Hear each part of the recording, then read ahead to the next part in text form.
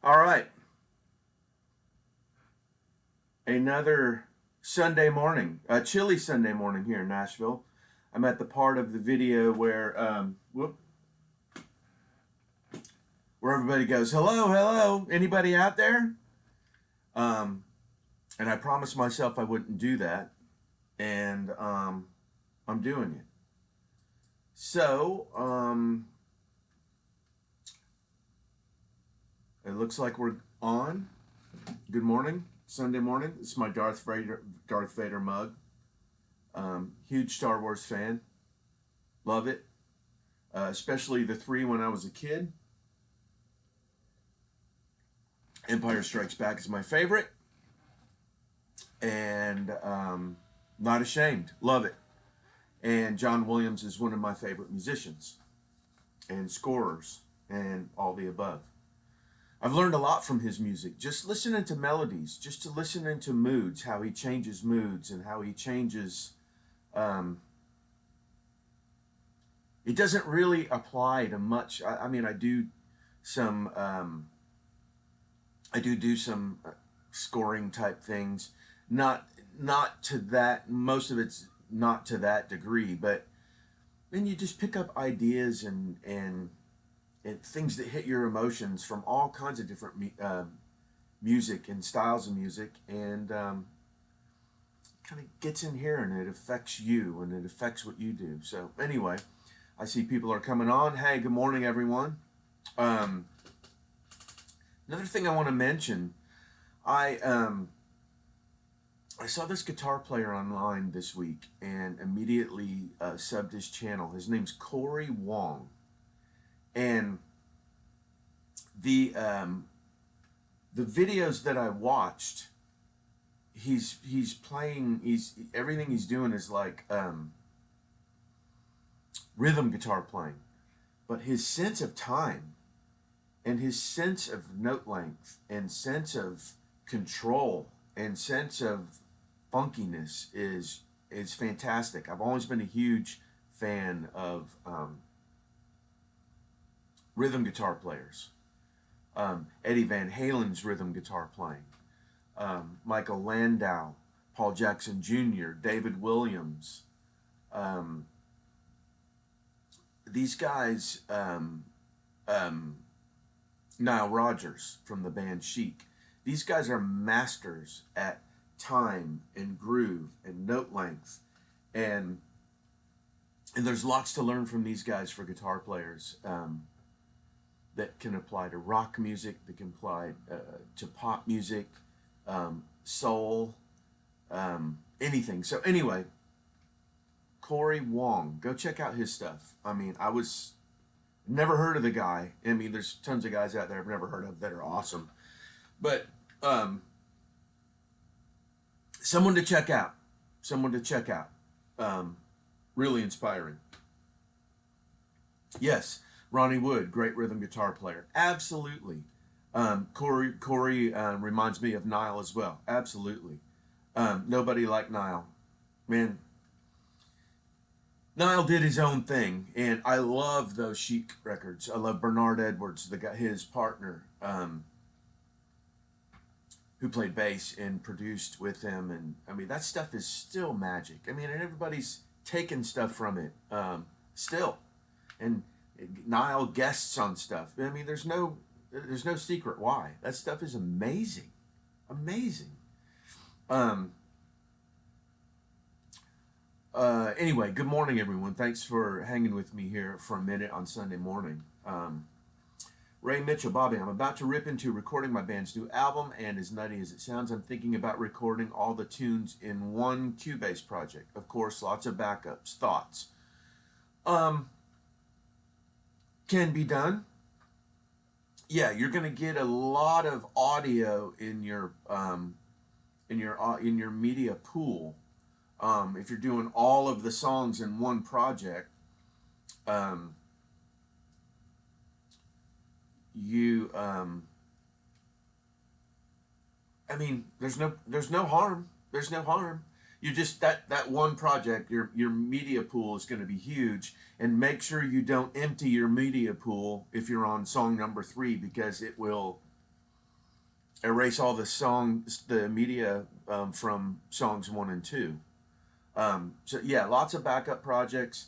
I mean, what I do in Cubase is, say I'm finished with song 1, I will go to backup project, song 1, and I will back that up and call it, what, say the song's called Raining at Midnight, and I'll back that up. And then what I would do is go back to your project that you're recording everything in, and um, delete everything in that so you can keep the same template. I understand this is probably why you want to do it, because you want the same template. Um, delete all the audio in that, immediately rename that the name of song 2, and go. Otherwise, I don't really see any benefit in recording everything in one project. But maybe you do. Maybe there's something I'm missing. Anyway, no harm, no foul. You're just going to get a lot of media in that one project. Hope that made sense. I think it did. Nobody like Nile Rodgers. Yeah, man. I hear you. Totally. I'm a huge guitar fan. I mean, I'm terrible at guitar. I can play rhythm and acoustic to write and stuff like that. But man, guitar players are amazing. Scott Ian, fastest right hand around. I don't know who that is. I probably should, and I'm embarrassed to say I don't. But I'm gonna go find out. Corey is on tour right now. Great. I don't even know who he plays with or for. I've just seen these videos of him playing incredible parts. Mateus, what is the secret for a great snare sound in a mix? Great question. And this is going to sound like I'm skirting around the answer, but I'm not. I love Don Henley's snare sound from the Eagles. I love John Bonham's snare sound, which is big and roomy. I love old Elton John snare sounds that are very compressed and ticky. Like, I love snare sounds from Pink Floyd The Wall. I love Metallica's snare sound on the Black Album. So I think the most important thing is to decide what kind of snare sounds good in the style of music I'm doing for one. If you're doing a fast tempo funk thing or a fast tempo rock thing, it's going to be hard to have a big roomy sound, because that room is going to be too big for the tempo and it's going to make everything a mess. Roomy big sounds are better for mid-tempo and ballad stuff. Compression and EQ, finding where the snare pokes out of the music. Check out, I did a video about Chris Lord-Alge's snare sound, where he pokes EQ out and stuff like that. How much reverb, and he only puts reverb on indirect mics, like bottom snare, overheads, and stuff like that. So I would say the most important thing is, arrangement wise, figure out what kind of sound you want in that song, and that's going to take care of a lot of it.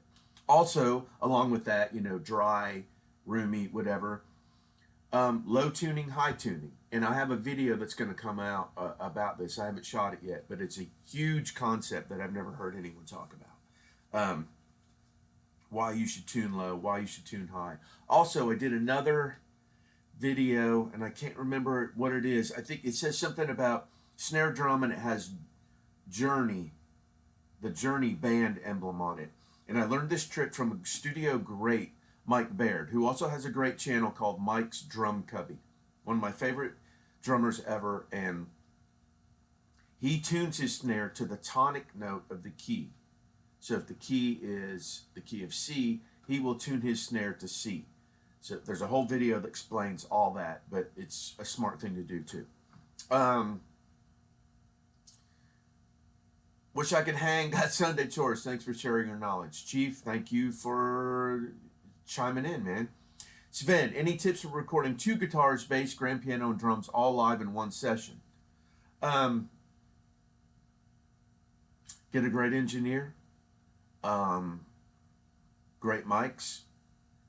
I don't do a lot of live on the floor at the same time recording anymore. And not many people, mean, maybe some old school producers in Nashville kind of still do that and still may do it for demos. But um, I kind of like to get a great drum track and then focus on each instrument at a time, because so many times if I tracked everything at once, I would get it home and I go, wow, that note kind of steps on that one, and gosh, if he just did a counter to that, whatever. So I haven't done that in a long time. Recorded everybody at once, but I would say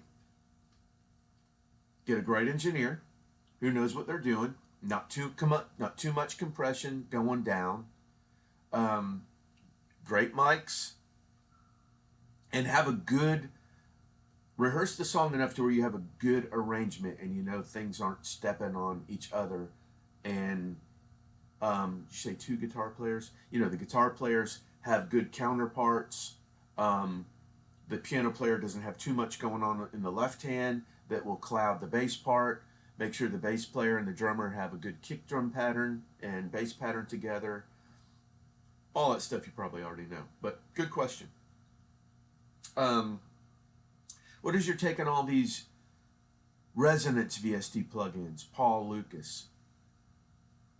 I don't know what that means, Paul. So hit me again and let me know what that means. I'm sorry. Resonance. Do you mean like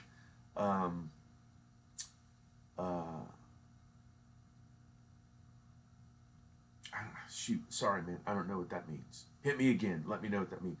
What was working with Van Stevenson like, Kevin?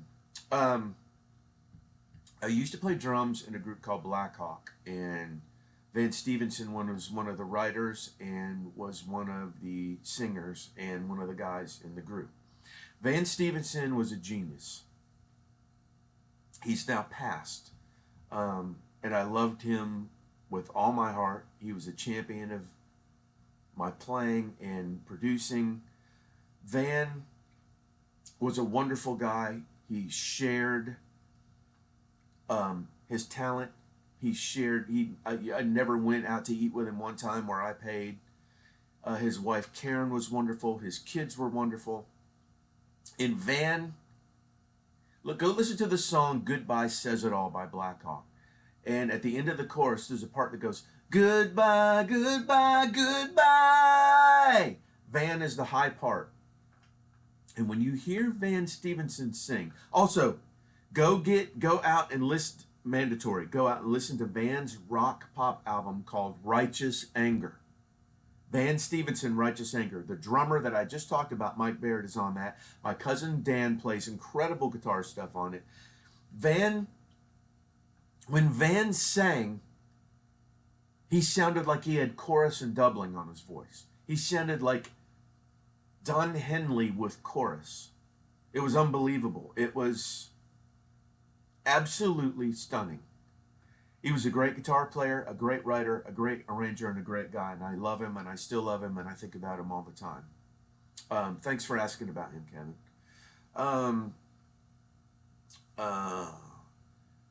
Back to Ray. My thinking with doing an album in one project is wanting the most consistency I can get from song to song. Also, I like the idea of being able to bounce from tune to tune while tracking parts. Okay, I buy it, man. Good luck, Ray. No harm in that whatsoever. Sorry, guys. I'm falling behind here. Victor, I like my snares to sound like a shotgun, but cameo snare bang. Gotta love 8-bit drum machines. 8-bit drum machines, probably. Yeah, absolutely. What is the best setting for a male rock vocal with a UA610? Matt Elder. I'm not sure on a UA610. I've never had one. I think that's the one. Is that the one that emulates the like 21176s, or does that emulate an LA2A? I'm so sorry, I don't know. Go to my video on how the pros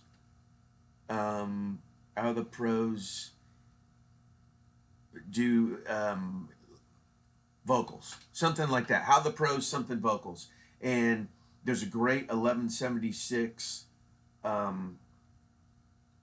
the settings for that. Now, I will say, going in, people gave me a lot of heck for this, and some people agreed, but I don't compress on the way in.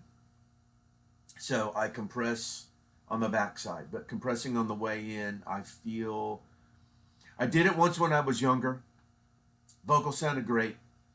I sent my mic. I got a cut on the song. I sent all my files to Chris Lord-Alge to mix. I was so happy, and he was one of my heroes, and I wanted to impress him. And he hit me back. This vocal's too compressed. What am I going to do with this in a mix? I can't slam it. It's already been slammed. Recut the vocal, and I've never compressed on the way in since. Leave it to your mix. If you're leaving it to your mix, you're leaving every option open. Now, I realize some of you are veterans and you feel like you can compress on the way in and know what you're doing and you'll be okay in a mix. Okay. I'm not going to argue with anyone. All I know is I've never been burnt by not compressing on the way in. It leaves all my mix options open. CD Mule, is there a particular plugin you use to make your synth or piano track stand out? I would say probably EQ. Get rid of super low stuff. Try to find the sweet spot on top where it makes it plug in, where it makes it poke through the mix more. And I also use, in Waves, I think it's called S1 Imager or something like that. Basically, I use some stereo spread. FabFilter makes it. Ozone has it in it. Waves has one. Anything that's a stereo spread that makes the keyboards outside the mix a little bit more to clear out the center and all that, so you hear the keys out here more than here. I put that stereo spread on keyboard stuff almost all the time. Good question. Victor, Prince, genius, absolutely.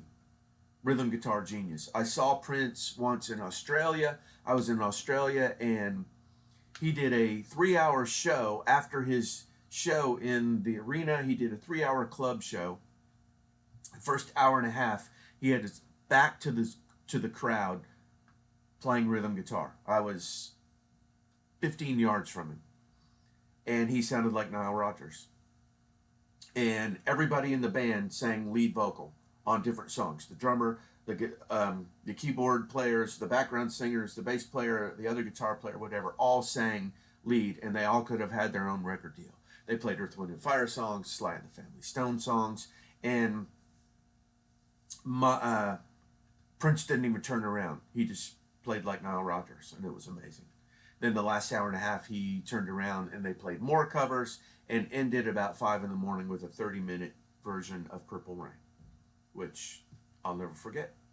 Hey, love this channel. So glad to have access to all this wealth of knowledge here. Raunch, thank you. I appreciate everyone for watching, and I appreciate you for watching.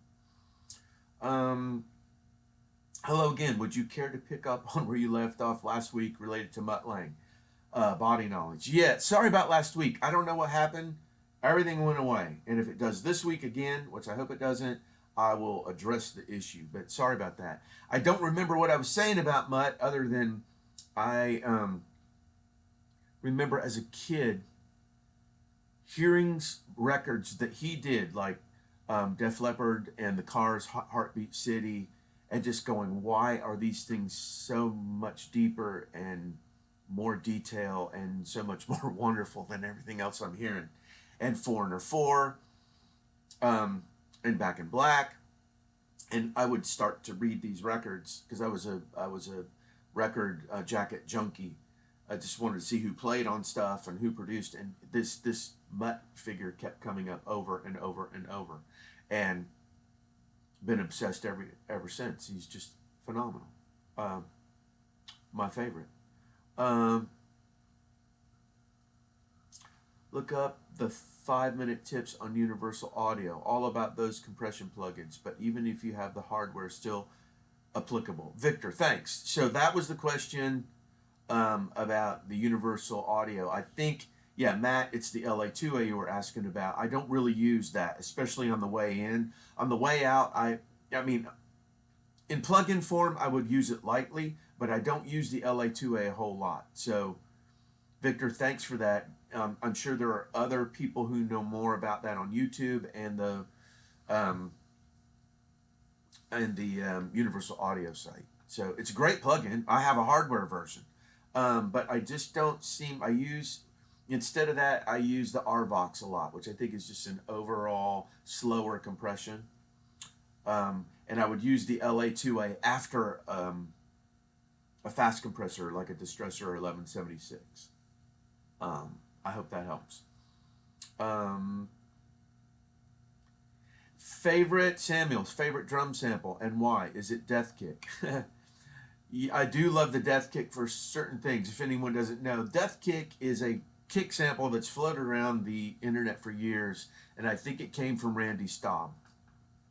You can hear it on some of his Nickelback stuff. I'm pretty sure I hear it in Something in Your Mouth by Nickelback, which probably has the biggest drum sounds and guitar sounds I've ever heard. It's an incredible kick sample with lots of punch and low end, and it sounds like it would bring your house down. I do love that for rock stuff, sure. I don't think I've ever used it by itself. I like the low end information of it, and the tick on the top is good. For favorite drum cymbal, why? I mean, I wouldn't use that in a Tom Petty type song. I wouldn't use that in a Beatles type song. I wouldn't use it in a pop song probably, but for huge rock and metal, yeah, it's pretty good. Shay, I have issues with sibilance on my personal vocals. My de-esser doesn't cut it without completely destroying intelligibility. What can I do to fix this? There's a plugin out called Soothe that's amazing for problem spots in a vocal. Try a multi-band compressor and just use the sibilant area on the top to have it just compress down the sibilants. And you're not going to like this answer, but it does work. You can go into the sibilant parts of all of your vocal, the S's or the T's or the K, the C's or K's, where you find there's too much sibilance, and go in, like say if this is the S on a word right here, make a cut on each side of it on the wave file itself and turn the S down and do it through the whole song. That should do it. And then after that, you can use your de-esser again. But I've had vocals where a whole song, every time that's been poorly recorded, or some singers just have, and you may, which is no problem, the S's and certain consonants in their voice just really, whatever mic you're using in pre, they just come out really harshly. And I've had to go in and just patiently go in and clip all of those parts and bring them down. But I've had great luck with that. So try that, and I think you're going to be really happy. Shay, we appreciate you, Bobby. Well, I appreciate you, Shay, and everyone watching. Thanks a lot. Go to my store, check out my stuff. There's links on my website. And the Doctor's Lounge is a cool thing we do every month.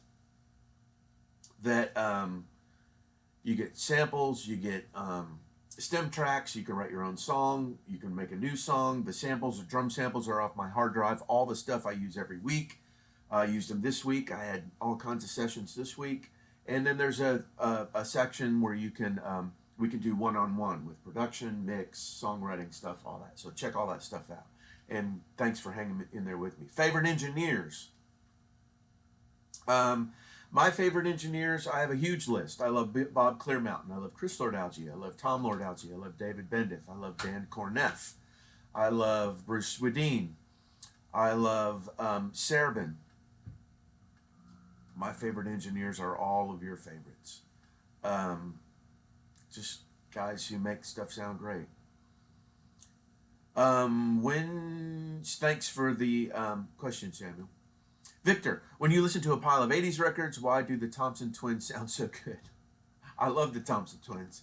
Um, they have a song called Human that I actually heard about 2 weeks ago. And I think Jimmy Jam and Terry Lewis did that, which did all of Janet Jackson's huge hits and lots of other stuff. Go listen to the song I'm Only Human and let it blow your mind, because it will. It still sounds amazing today. Jimmy Jam and Terry Lewis were awesome. I love the Thompson Twins. I love Don't You Want Me Baby. And it's funny that you say that, because that song was really instrumental in to Mutt Lange, from what I've heard. I've never talked to Mutt about this, but I've heard that Mutt was freaked out about how cool the synths and the drum programming were in Don't You Want Me Baby by the Thompson Twins, that made him really want to get into programming. So there you go. Human. I'm only human. Go check it out. It's amazing. I am just human. The girl in Thompson Twins does that ad lib at the end of the song. It's unreal. Okay. Thanks for all the tips. Cheers from New Zealand. Kevin, thank you. The same trip I went to Australia, I went to New Zealand and absolutely loved New Zealand and the people there, and Australia. Went to an island there called Wahiki. Wahiki. That was the most beautiful place I've ever been to. What else? Javi. Hey, Bob. Hey, Javi. How you doing, man? Robert Thompson. Hey, Robert. How are you? You ever run a mix through mic pre's? Saw a few YouTubers do that. Wonder if there's any benefit. No, I haven't, but it makes sense. I mean, if you wanted some of the crunch or the sonic qualities of like a Neve mic pre at the end, it's always worth a try. You wouldn't even have to use any EQ. You could just see if the sound of the mic pre, and if you wanted to add some distortion in the input, totally worth a try. I don't do it, but hey, totally worth a try. Victor, Soothe 2 is mind-blowingly cool. Yes, check Aaron Valentine's video on Soothe and why he used it. Victor, that is why I use Soothe, because, and absolutely Eric Valentine goes on that great list of engineers. I'm sorry I missed him. I mean, I'm on my spot here. I'm doing my best, and I forgot his name. Eric Valentine is fantastic, and he's the reason I even tried Soothe, because he did a video on all of the surgical EQ he had to do on vocals to get certain things to not hurt people's ears when he turned them up, and then he said, but I use this new thing called Soothe, and it's changed everything, and what it used to take me 6 hours to do, I just put it on there now, and it does it automatically. So, yes. Sorry, my dog Lucy just came in the studio. That is the reason I use Soothe, because of Eric Valentine. And Soothe is amazing. Sorry. Back again. Danny, great show. Thank you for the info and time. Thank you, Danny. Vanny Emster 94. There's a lot of Bobbies in the world, but there's only one Dr. Bob. Good Sunday morning, Dr. Bob. Thank you. Again, I appreciate everybody watching and hanging, asking questions. I had a busy week. I had a single come out by Bella Ray, a girl named Bella Ray. It's a country song called The Hell You Go Through. I co-wrote it with her and Jason, a brilliant writer, Jason Sands. Go check that out. Worked with another great artist from England this week, Lou Saint, and there'll be videos and stuff about all this coming out. And so it's been a busy week. My dog keeps opening the door. Stop, Lucy. Sorry, I love my dog Lucy. So lots of videos coming up. Music business has been super busy. Thank you, Vanny Meister. Vanny Meister, was that it? Ooh, where'd it go? For the compliments. Oh my gosh, I've made a huge mistake. Body knowledge, you're right. That is the Human League that did that, not the Thompson Twins. I stand corrected. You are right. It is. My 80s brain got mixed up. The Human League. You're right. The Human League did I'm Only Human. My bad. First mistake I've made this year. I hope my wife's not watching because she'll certainly chime in on that. My bad. You're right. But the Thompson Twins are great, and the Human League's great.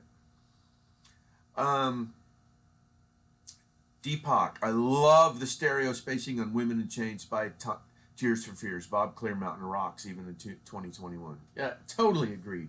Women in Chains is gorgeous. Um, Tears for Fears is amazing. The space that Bob Clearmountain creates.